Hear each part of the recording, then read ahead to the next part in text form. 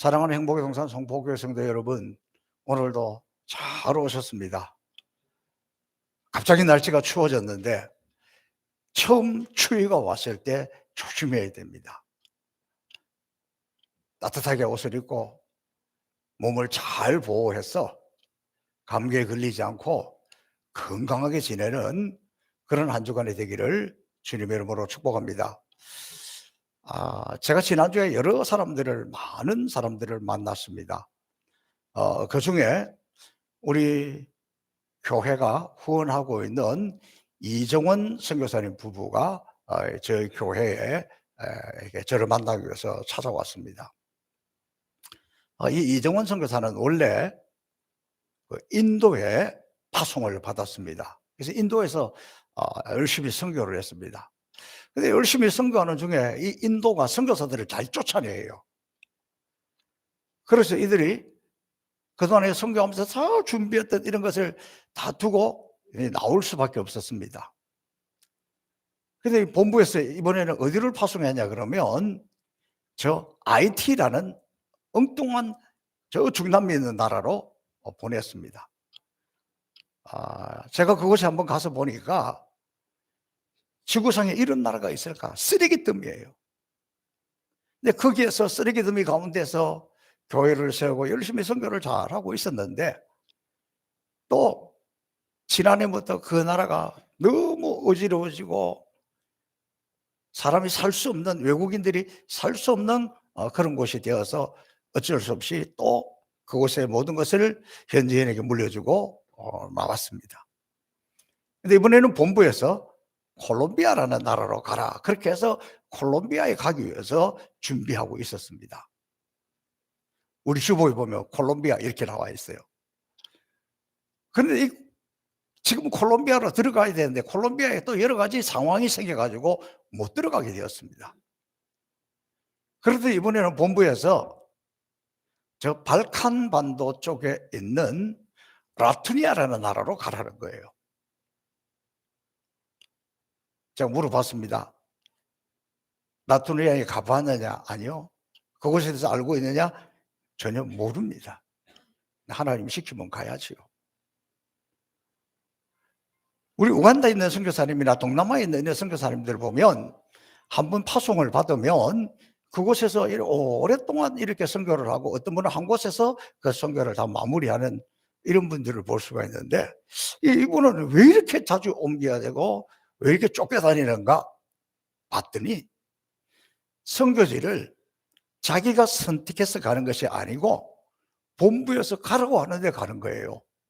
그러니까 본부에서는 선교사가 가지 않으려고 하는 지역들, 어려운 지역들, 이런 데서 골라서 다니다가 보니까 이렇게 정말 나그네 중에 나그네가 된 거예요. 이 선교사가 아무 데나 가면 되지 뭐 어느 나라면 어떠냐, 그게 아니에요. 뭐가 어려우냐 그러면 언어가 문제입니다. 뭐 영어권에 가서 한다고 영어를 열심히 해갖고 했는데 또 다음 선교지는 불어권에 가고 다음 선교지는 뭐 스페인어 쓰는 쪽으로 가고 이래서 이게 어렵습니다. 그래서 제가 참 만나보니까 저도 딱하고 너무너무 안타깝더라고요. 그래서 제가 이렇게 저녁 식사를 어디 가서 했냐 그러면 인도에서 사역을 했으니까 그럼 오늘 인도 음식점으로 좀 가자. 저는 인도 음식 별로 안 좋아해요. 이 선교사님들을 위해서 갔습니다. 그런데 이분들이 인도에서 오랫동안 사역을 했기 때문에 이거는 뭐 맛이 이런데 한국 사람이 맞게 했구나 그러면 너무 즐거워하더라고. 너무 행복해 하더라고요. 그러고는 이제 집으로 돌아와서 저희 게스트룸에서 하루 주무시고 갔는데 밤에 우리 김정식 장로님께서 고향이 병영도인데 병영도에서 꽃게가 왔다는 거예요. 그래서 그걸 이제 가지고 왔어요. 그래서 그걸 이렇게 삶아서 이렇게 들었는데 보니까 살이 하나도 없어. 무슨 말인지 아시겠죠? 보기는 어마어마한데. 그런데 이 선교사님들이 아마 이런 경험이 없었는지 그걸 먹으면서 너무 원래 살이 있는지 없는지 잘 모르는 것 같아. 그래 너무 맛있게 하나님 우리를 이렇게 위로하시는구나, 이렇게 힘을 주시는구나, 그렇게 그걸 이렇게 맛있게 드시고, 이게 이제 제가 여러모로 이렇게 격려를 하고 이렇게 다음날 돌려보냈습니다. 근데 너무 큰 위로가 되었고 너무 큰 격려가 되었다 그러면서 감사했습니다. 내일은 제가 우리 총회 선교사님들, 우리 총회가 파송한 선교사님들 중에서 선교 사역지 가서 선교를 다 마치고 70대에서 은퇴해 가지고 한국에 들어와서 있는 분이 있는데, 이분들이 한국에 돌아오니까 자기가 한국에서 외국으로 나갈 때하고 지금 세상이 너무 달라졌잖아요. 첫 번째는 집 문제가 제일 크고, 생활하는 것도 선교지보다 생활과 여기는 많이 들잖아요. 그러다 보니까 이분들이 굉장히 힘들게 지금 살아가고 있는데, 한 30명을 우리 총회선교부에서 초청을 해서 이분들에게 수련회를 한다 그러는데, 제가 볼 때는 수련회보다도 위로하는 것 같아요. 제가 금년 초에 우리 세계선교부에 있는 그 직원들 대부분 목사님들인데, 그중에 우리 아프리카 우간다에 갔다가 다리에 총에 강도들에게 총을 맞아 가지고 더 이상 선교지에 있지 못하고 본국에 들어와서 이 선교부에서 근무하고, 뭐 대부분 이렇게 국내에서 선교하는데, 이분들도 선교사님들 못지않게 중요한 분들이라는 생각이 들어서 그분들에게 제가 금년 초에 한번 가서 식사 대접을 한 적이 있습니다. 근데 이 수련회를 준비하다가 보니까 지금 모든 교회들이 뭐 형편을 떠나서 마음이 위축돼가 있어요. 그래서 어느 교회 도움을 요청하기 좀 심정적으로 어려운 그런 시대예요. 근데 저에게 연락이 와서 내일 처음 시작하는 시간 설교를 해달라는 거예요. 선교지 많이 다녔으니까 선교사님들 심정을 알지 않겠느냐. 그래, 아멘 하겠습니다. 근데 그 다음에 우리 이광국 선교사가 저에게 이렇게 이야기하는 거예요. 그런데 목사님 잘 아시겠지만 이 선교사님들에게 영의 양식만 가지고는 안 되고 끝나고 육의 양식도 공급해야 됩니다. 네, 그 이야기예요. 지금 저는 뭐 이미 그러기 전에 마음을 먹고 각오를 하고 있었는데, 근데 고맙더라고요. 뭐가 고마우냐? 그런 일에 흔쾌히 응해주는 것. 그러니까 우리 세계선교부 총무가 전체를 책임진 사람이 우리 이광국 선교사에게 너 서 목사님 잘 알지? 어떻게 해서도 꼭 그렇게 부탁한다? 그랬던 거예요. 그래서 제가 흔쾌히 그러니까 그분의 대답은 역시 이러더라고요. 근데 저는 그 말이 너무 좋더라고요. 다음 주에 필리핀 선교사님이 우리 교회 예배에 참석하겠답니다. 저는 이런 모습들을 보면서 이것은 우연이 아니라 하나님의 사인이다. 왜냐하면 코로나 오기 전에 우리가 열심히 선교지에 다니고 그렇게 했는데, 자칫하면 어쩔 수 없다는 핑계로 그냥 손을 놓을 수가 있는데, 하나님은 끊임없이 이렇게 연결을 시키고 또 연결을 시켜서 그 일을 감당하게 하는 것이, 저는 우리 목회에 또 우리 교회에 하나님이 복을 주시고 은혜를 주시고 영적으로도 새롭게 하시는 것이라는 사인으로 받아들이기 때문에 너무 기쁨이 있고 너무 즐겁게 이 일을 감당하고 있습니다. 하나님은 시시때때로 우리에게 이런 기회를 주고 이런 상황을 만들 때마다 그것을 하나님의 사인으로 잘 받아들이면 우리가 얼마나 영적으로 건강하게 살아갈 수 있겠습니까? 오늘 아침 날씨가 추웠습니다. 갑자기 몰려온 추위를 보면서 저는 이런 생각이 들더라고요. 우리가 영적 겨울도 이렇게 오겠구나. 주님이 재림하실 대로 이렇게 갑자기 오시겠구나. 그러니까 얼마나 마음이나 영적으로 무장이 되잖아요. 지금 우리는 계속해서 이 사사기를 통해서 사사시대에 하나님이 역사하시는 그런 모습을 보고 있습니다. 오늘 사사기 10번째 시간이고 기도원에 관해서는 2번째 시간인데, 이 사사기의 특징이 그때 당시에 지도자들이 없습니다. 오합지졸이고 모두가 자기 소견대로 살아갑니다. 그런데 위기를 당하면 이 어려움을 극복할 수가 없잖아요.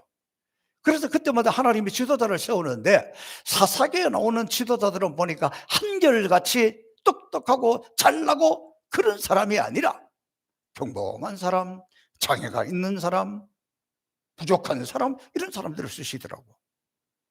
오늘 그중에 기도원 역시도 마찬가지예요. 평범한 농부였어요. 또 좀 겁도 많은 사람이에요. 그걸 땅굴처럼 이렇게 파가지고 거기 숨어서 살면서 오늘도 한 끼 뭘 해먹기 위해서 그 포도즙들 사이에 사람이 보이지 않는 그곳에 가서 어떻게 이 곡식을 이렇게 갈아가지고 들어가려고 했는데 그곳에 하나님이 찾아오셨어요. 기도나 너는 큰 용사다. 아니 하나님 사람 잘못 봤습니다. 나는 뭐 그냥 뭐 농사 짓는 사람이고 우리 집안도 별 볼 일 없고 나는 뭐 싸움을 잘하는 것도 아니고 나는 배짱이 좋은 것도 아니고 나는 못합니다. 아니야. 너 큰 용사야. 그러면서 하나님이 쓰시는 거예요. 그러니까 이 기도원이 하나님, 진짜 하나님 살아계시면 나에게 증거를 보여주세요. 그래가지고 그가 하나님 앞에 제단을 쌓을 때 쫙 불이 내려와서 다 태우는 것을 경험하고 그랬어요. 이제 하나님께서 기도원에게 말씀하십니다. 기도원아, 이제 네가 일어나서 적진을 향해서 내려가라. 믿음으로 나가라. 그렇게 하나님의 명령이 떨어집니다. 그래서 그때 이 이스라엘을 괴롭히는 나라는 미디안이라는 나라의 강력한 군대입니다. 그래서 기도원이 그 백성들에게 저 기도원이 쳐들어와서 우리가 완전히 끝날 수 있다. 우리가 일어나라. 우리가 이 전쟁에 하나님이 우리와 함께하니 싸우자. 그렇게 했더니 놀랍게도 32,000명이나 되는 사람이 몰려왔습니다. 여러분 32,000명 어마어마한 숫자입니다. 그러나 미디안의 군사에 비하면 아무것도 아니에요. 근데 하나님께서 이렇게 말씀하십니다. 야, 32,000명 너무 많아. 아니 하나님 이거 뭐가 많습니까? 적군에 비하면 우리는 무기도 뭐 농사 끼고 들고 나가고 이러는데 아니야. 이 군사들 중에서 겁에 질리는 사람, 죽을까 봐 겁나는 사람, 마음의 준비가 되지 않는 사람은 돌려보내라. 그래서 이런 사람은 가라 그랬더니 22,000명이 가버렸어요. 10,000명 남았습니다. 기도원이 떨립니다. 아이고 큰일 났네. 근데 하나님께서 야 10,000명도 너무 많다. 300명만 남기고 다 보내라 그러는 거예요. 그러니까 기도원이 아니 이게 도대체 무슨 일인가. 그래서 어쩔 수 없이 320명이 남아서 그 나라를 지키고 전쟁에서 이기게 되는데 하나님께서 마지막에 남겨두신 이 300명, 이 기도원과 함께 하나님의 군대로 부름받은 이 300명의 용사를 통해서 우리는 이 시대에 어떻게 쓰임을 받을 수 있을까 한번 살펴보면 좋겠습니다. 우리 교회 성도들은 잘 느끼지 못합니다. 그러나 한국교회 전반적으로 이 코로나19로 말미암아서 성도들이 우수수 떨어졌습니다. 교회마다 비상입니다. 우리 교단의 통계도 한국교회 전체 통계도 모든 교회들마다 코로나 끝나면 돌아올 것 같지 않는 사람들도 너무 많습니다. 그렇다고 아이고 이제 우리는 뭐 선교도 그렇고 교회가 하던 것도 그렇고 이제 이 사람 가지고 뭐 할 수 있겠느냐, 어쩌면 이렇게 두려워하고 모든 것을 축소하려고 하고 있고, 이런 때에 심지어 우리 선교회도 보니까 우리가 코로나 때문에 더 이상 아프리카 선교를 당분간 못하겠습니다. 코로나 끝나고 봅시다. 이러는 교회가 벌써 여러 개 생겨버렸어요. 그러면 끝나야 됩니까? 하나님 왜 300명을 남겨두셨을까? 어쩌면 우리 교회는 남겨진 이 300명일지도 모릅니다. 하나님은 이 300명의 무엇을 보고 이렇게 썼을까? 첫 번째, 이들은 스스로 자랑하지 않는 사람들이었습니다. 7장 2절에 여호와께서 기도원에게 이르시되 너를 쫓는 백성이 너무 많은즉 내가 그들의 손에 미디안 사람을 넘겨주지 아니하리니 이는 이스라엘이 나를 거스려 스스로 자랑하기를 내 손이 나를 구원하였다 할까 하매니라. 주목할 단어는 스스로 자랑. 300명이 아니라 32,000명이 가서 싸워서 이기고 오면 이야 우리 민족이 괜찮구나, 우리 군사도 대단하구나, 이 군사로 우리가 미디안을 당당히 이겼고 앞으로 할 것이 없구나. 야, 우리 나 괜찮아, 이만하면 괜찮아, 그럴까 봐 줄이고 300명으로 만들었다는 거예요. 그러니까 이 300명 가지고는 싸울 군대가 안 되잖아요. 이 300명으로 이겼을 때에는 이거는 우리가 한 것이 아니라 하나님이 하셨다는 것, 그것을 확실하게 보여주기 위해서 그러는 거예요. 여러분, 성경에는 하나님이 제일 싫어하는 것, 하나님이 절대로 눈뜨고 못 보는 것 하나가 뭐냐 그러면 교만이에요. 스스로 잘났다고 하는 거. 우리가 하나님 앞에 스스로 잘난 척하면 너 잘났어? 그래야 네 마음대로 해봐. 하나님이 우리를 외면해 버린다는 거예요. 성경은 이렇게 말씀하고 있습니다. 하나님이 겸손한 자에게 은혜를 주시고 반대로 교만한 자는 하나님이 대적하신다. 이걸 알려주는 거예요. 여러분, 제가 종종 말씀을 드립니다만 우리나라 코로나19를 맞이하면서 우리 우간다의 김무열 선교사님 선교센터를 건축을 해 주었습니다. 저는 이것은 정말 놀라운 하나님의 역사입니다. 코로나가 오니까 교인들도 안 나오고 이렇게 되니까 얼마나 위축됩니까? 그런데 하나님이 그것을 저에게 사인으로 주는 거예요. 자, 보세요. 거기에 많은 사람도 아니에요. 우리 성도 한 3가정 정도 하나님이 감동을 주셨어요. 억지로 시킨 것도 아니에요. 그렇게 해서 그 교회를 파송한 교회에서 1,000만 원하고 5천만 원이나 돈을 보내가지고 그걸 다 건립을 했습니다. 다 완성을 했어요. 이제 가서 우리가 헌당 예배를 드려야 되는데 한번 생각해 보세요. 사랑하는 성도 여러분, 우리가 우간다에 이런 선교센터를 건축하려고 하니까 우리 모두가 작정하고 우리 모두가 마음을 모으고 우리 모두가 헌금을 해서 이 일을 합시다, 이렇게 했다고 생각해 보세요. 그러면 이 어려운 때에 목사님은 지금 세상을 몰라, 뭘 몰라, 그러면서 반대하고 분열이 되고 또 그중에서 참여하지 못하면서 더 마음이 불편하고 막 이런 일이 있을 수 있잖아요. 그런데 그 일을 하나님은 이렇게 뭐 3가정 정도 감동을 시켜 이렇게 했으니까 이건 우리 교회가 했다, 우리 교회 자랑이다, 이렇게 이야기할 수 있어요? 아니에요. 저는 이것을 보면서 우리 교회가 큰 교회가 아니고 성도가 많은 교회가 아니고 온 성도들이 힘을 합친 것은 아니지만 이것은 하나님의 역사다, 하나님이 하셨다, 의심하지 않아요. 그래서 이것을 건축해 놓고도 겸허한 마음으로 저는 야, 하나님 역사실이 너무 놀랍다, 약간 두려운 마음도 들고 역시 하나님이 하시고자 하시면 못할 일이 없다, 그것을 깨닫습니다. 여러분, 우리 믿음의 사람들의 삶을 이렇게 살펴보면 믿음도 좋고 성실하고 주의 일에 온전히 힘을 다하고 뜨겁게 기도하는 사람이고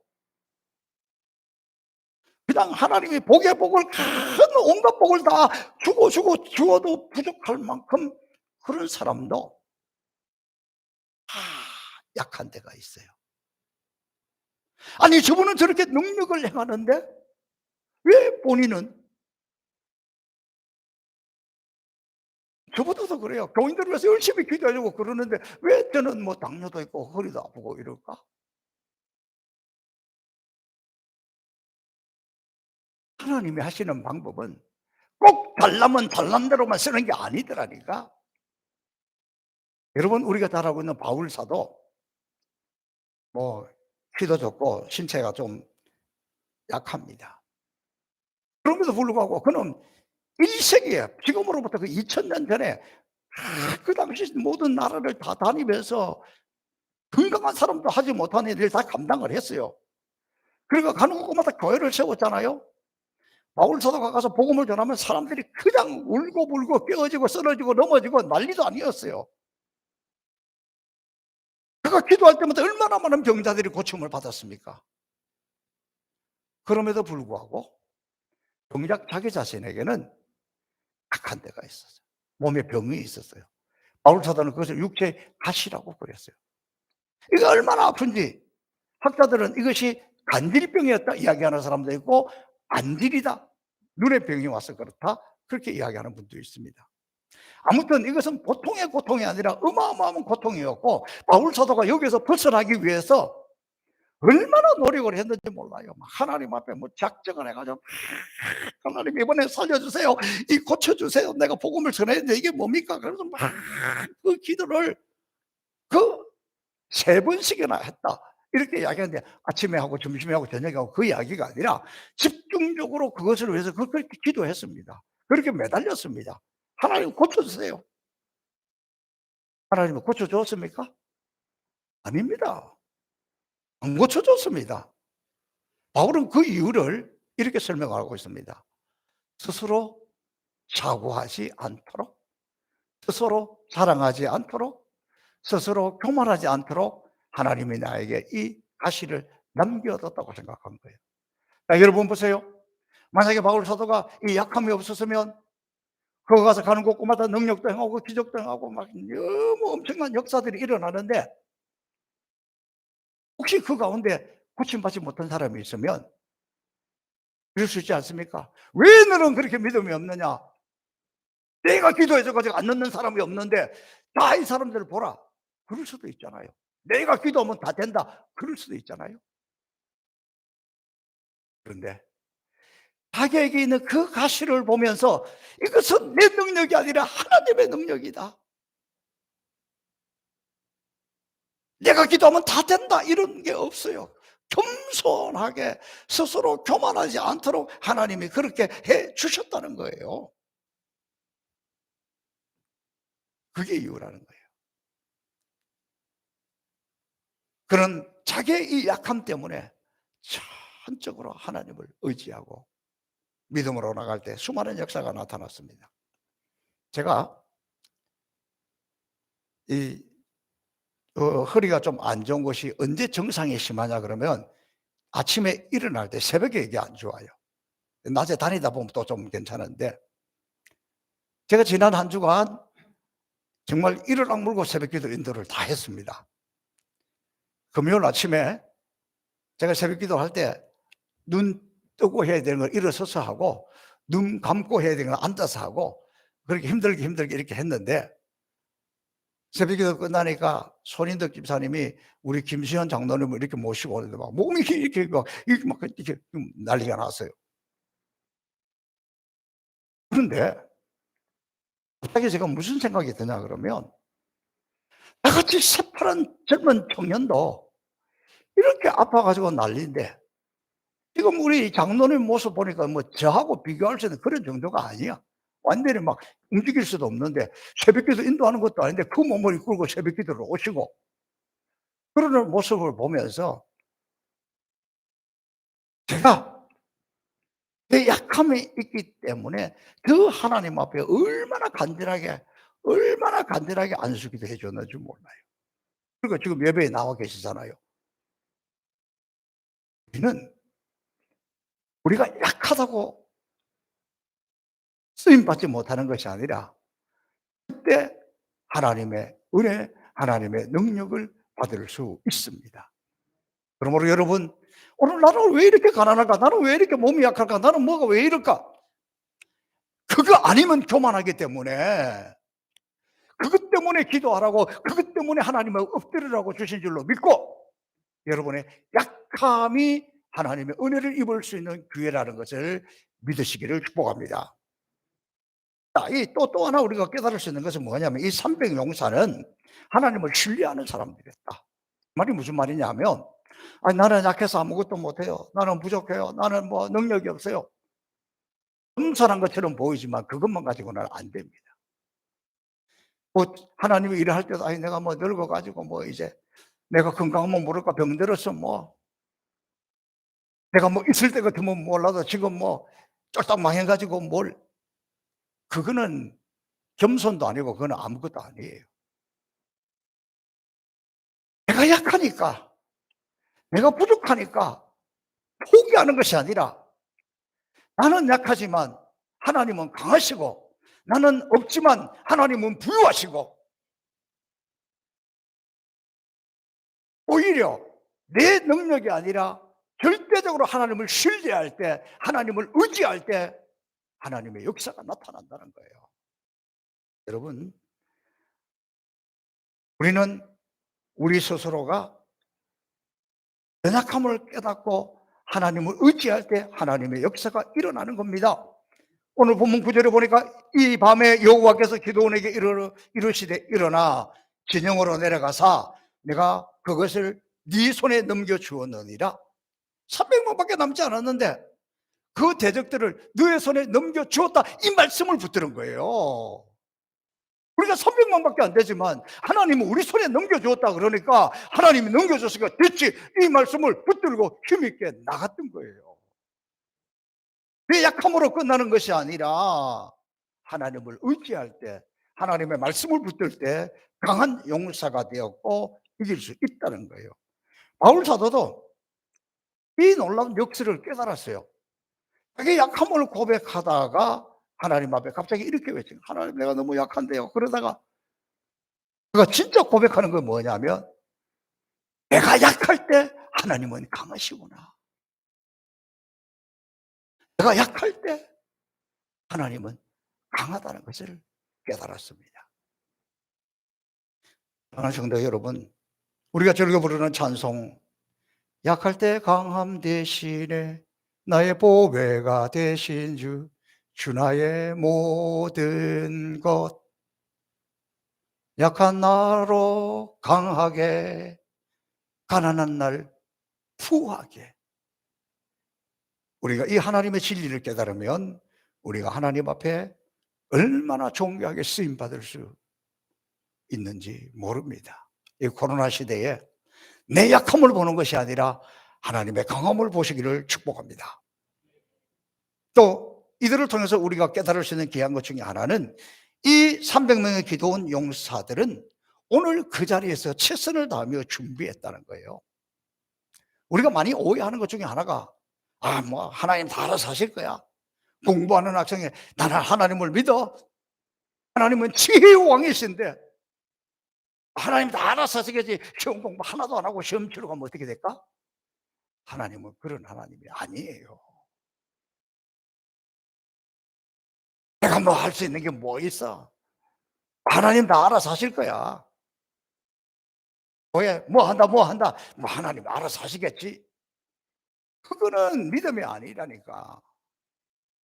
믿음의 사람이라면, 하나님 앞에 쓰임을 받으려면 내가 약하지만 하나님을 의지하는 것뿐만 아니라 지금 내가 지금껏 할 수 있는 것이 무엇인지를 살펴서 최선을 다하는 거예요. 하나님이 이 300명을 추릴 때 어떻게 추렸습니까?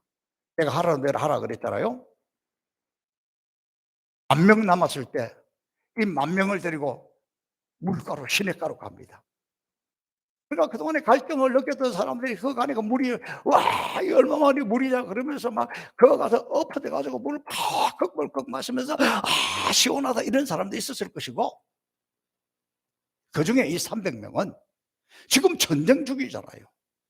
전쟁에 나가야 될 용사들이잖아요. 딱 사방을 살피고 손으로 물을 딱 떠서 딱 이렇게 먹으면서 있는 사람들, 그 사람들을 택했다는 거예요. 여러분, 지금 우리가 영적으로 전시 상황이라는 것을 알고 계십니까? 매우 중요합니다. 코로나19는 무엇보다도 우리로 하여금 영적으로 잠들게 했습니다. 영적으로 죽어가게 했습니다. 예배의 위기고 실제로 한국 교회의 위기입니다. 한국의 모든 교단들, 우리 교단도 지난 한 해 동안 얼마나 많은 성도들이 감소했는지 모릅니다. 그러면 이제 11월 이렇게 하면서 이 코로나에 대응하는 것은 느슨해질지 모릅니다. 사람들이 이상하더라고요.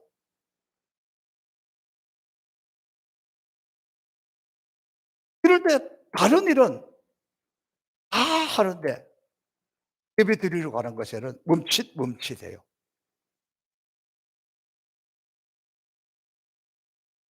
지금 우리가 긴장해야 될 때입니다. 지금 이 코로나 이후를 대비해서 기도하고 껴있고 준비해야 되는 거예요. 그래서 말씀드렸듯이 저는 끊임없이 하나님께서 우리한테 저에게 막 선교사들을 보내주시고 이렇게 하는 것, 이걸 통해서 선교에 대해서 잠자지 말고 선교에 대해서 껴있고 끊임없이 선교를 준비하라고. 제가 우리 성도 여러분 중에서 이렇게 이야기합니다. 내년에는 2월 달에는 선교지 꼭 가야지요. 저는 선교지 가기 위해서 이제 몸도 지금 건강을 이렇게 만들어 가고 있고 돈도 나름대로 준비를 하고 있고 내년에는 꼭 가야 됩니다. 이런 분들이 많아요. 부끄럽지만 저는 아유 아직까지는 안 하냐. 무리하면 안 돼. 괜히 갔다가 회개합니다. 그래서 하나님은 끊임없이 풀어서 가기 전에 이미 여기에서 성경에 껴있고 성경에 실천하고 하도록 하나님은 훈련시키고 있는 것이 얼마나 감사한지 몰라요. 저는 이 코로나19 끝나고 나서 정말 교회가 교회다워지기 위해서는 선교하는 것, 온전히 예배에 집중하는 것, 기도와 말씀, 우리가 잘 아는 섬김, 성도의 교제. 지금 우리는 모이지 못하니까 성도의 교제가 좀 약한 편에 있습니다. 저는 사실은 내일부터 말씀 대축제를 시작할까 준비를 하다가 한 주간 더 늦춰서 하려고 해요. 그 이유가 무엇이냐? 정말 이 가을에 우리가 하나님 앞에 말씀을 붙들고 서고 싶은데 아무튼 한 주간 더 기도하고 준비해야 되겠다. 하나님이 지혜를 주시는 거예요. 성경 말씀 노트 쓰기 전에, 성경 쓰기 전에 하루에 기도, 감사의 제목. 이것 감사, 이것 감사, 이것 감사. 이거를 그래서 몇 주간 동안 하고 성경을 쓰고 또 저는 이번 한 주간 제가 기도할 것은 하나님 우리 성도들이 성경을 읽는 중에 영의 눈이 밝아지게 하시고 성경을 쓰는 중에 성경 안에 있는 말씀이 바깥으로 확 튀어나와서 말씀이 육신이 돼서 그 말씀의 능력이 나타나서 말씀을 쓰고 말씀을 읽는 중에 하나님 능력을 체험하고 응답을 체험하고 치유를 경험하고 그게 아니라 이 말씀 대축제를 하면서 그것을 사모하고 그렇게 되도록 기도하고 여러분 한 주간 시간이 있으니까 이번 말씀 축제에 그냥이 아니라 이런 하나님의 역사를 기대하고 기도하고 준비하면 저는 그렇게 될 줄로 믿습니다. 여러분 하나님께서 다윗을 민족의 지도자로 뽑을 때에 시편 75편에 보면 이렇게 이야기하고 있어요.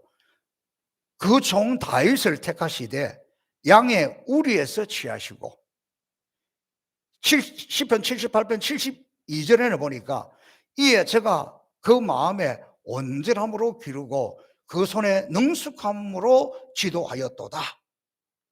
그게 이 말이 무슨 말이냐 그러면 하나님께서 지도자를 뽑을 때에 다윗을 놀고 낮잠 자고 있을 때 부르는 게 아니에요.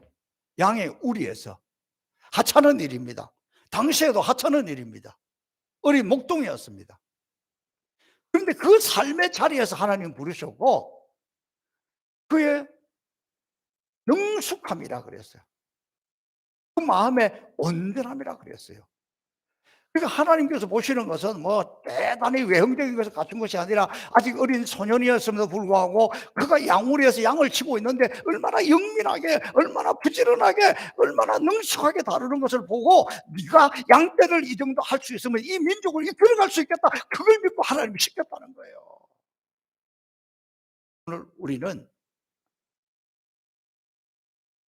코로나19 이후에 준비를 하면서 하나님 앞에 여러분 스스로 한번 생각해 보세요. 내가 제일 잘할 수 있는 게 무엇인가? 개인의 소망은 우리 성도들이 난 뭐 다른 거는 못해도 내 기도하는 걸 열심히 하겠다. 내가 이거 제일 잘할 수 있다. 그런 분이 제일 많았으면 좋겠어요. 나는 선교하는 데 더 참여하겠다. 나는 뭐 헌신하는 데 더 참여하겠다. 나는 뭐 다른 것도 부족하니까 뭐 예배다를 열심히 참여하겠다. 큰일이라는 거예요. 저는요, 이 코로나 시대를 지나면서 제 마음에 얼마나 뿌듯하고 얼마나 자랑스러운 것이 있는데 그게 뭐냐 그러면 우리 성도들이 떠가는 거예요. 제가 많은 목사님들을 만나고 노회장이니까 노회 많은 분들을 만나서 이 코로나에 대해서 다음에 대해서 이렇게 저는 이야기를 많이 하잖아요. 근데 우리 성도들은 매주일 돌아가면서 이렇게 떡을 한다. 안 믿어요, 안 믿어. 그런 데가 어디가 있냐고. 이것은 하나님 사랑하는 거고 성도들을 사랑하는 것이고 서로 섬기는 것이고 서로 돕는 것이고, 요즘 어렵지 않은 사람이 어디가 있습니까? 경제도 안 어려운 사람이 어디가 있습니까? 그럼에도 불구하고 사랑하고 섬기는 것, 저는 이것이 너무너무 중요하고 너무너무 귀한데, 저는 이것이 너무너무 감사해요. 그리고 코로나19 어떻게 대비할까 생각하다가 이 생각을 하면, 그래, 우리 성도들이 이렇게 사랑하고 이렇게 섬기고 이렇게 서로 위하고 이렇게 서로 하는 분이 있는데 이런 성도들인데 뭔 걱정이요? 아멘에 다 끝나는데, 이런 좋은 성도들이 있는데 뭔 걱정이요? 살아계신 아버지 하나님 감사합니다. 참으로 우리 행복산 송포교회가 그렇게 큰 교회나 그렇게 성도가 많은 교회가 아니지만, 그럼에도 불구하고 전적으로 하나님을 의지하여서 이 시대의 교회다운 교회 되도록 선교하는 교회, 믿음의 역사가 나타나는 교회로 이끌어 주심을 감사합니다. 아버지, 오늘 기도원의 모습을 보면서 우리의 영을, 우리의 마음을 새롭게 단장하게 하여 주셔서 하나님 앞에 설 수 있도록 은혜 내려 주옵소서. 감사하며 예수님 이름으로 축복하며 기도하옵나이다.